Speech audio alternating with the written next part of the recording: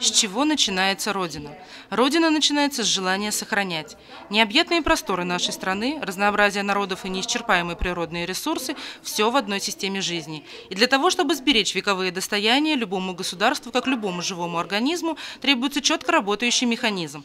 Одной из важных шестеренок стал свод законов свыше юридической силы – Конституция Российской Федерации, которая является ядром всей правовой системы России и определяет смысл и содержание других законов. Сегодня руководство 12-й школы познакомило своих учеников с 32-й статьей Основного закона нашей страны. На мероприятии присутствовали депутаты городского совета и председатель территориальной избирательной комиссии городского округа города Сибай, которые озвучили будущим избирателям порядок проведения и саму процедуру выборов.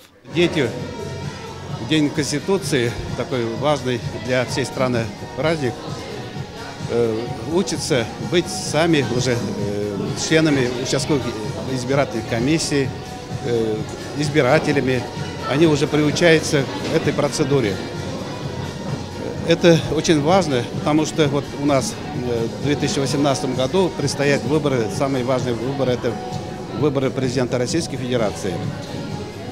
Очень важно, чтобы эти выборы были легитимны. Для этого нужна явка избирателей.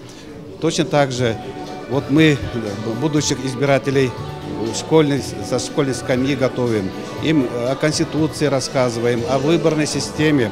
Паспорт, регистрация, бюллетень, ширма, корзина. Ученики с интересом подходили к избирательной комиссии и задумчиво удалялись за ширму. Первый лист в урне. Так проходят выборы президента школы. Кандидатами стали представители старших классов, которым не безразлична связь ученического самоуправления с руководством учебного заведения. Ребята поделились своим мнением о сегодняшнем знаменательном дне. Я чувствую, что влияю на будущее школы. На 2017-2018 учебный год я являюсь президентом школы. На данный момент выбирается президент на следующий год, так как я заканчиваю 11 класс.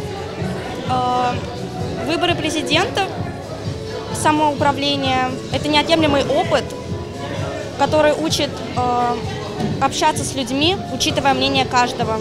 Я очень счастлив, что в нашей школе проходят такие замечательные выборы в президенты. Меня выбрал мой 10 класс, и я очень горд, что выбрали именно меня.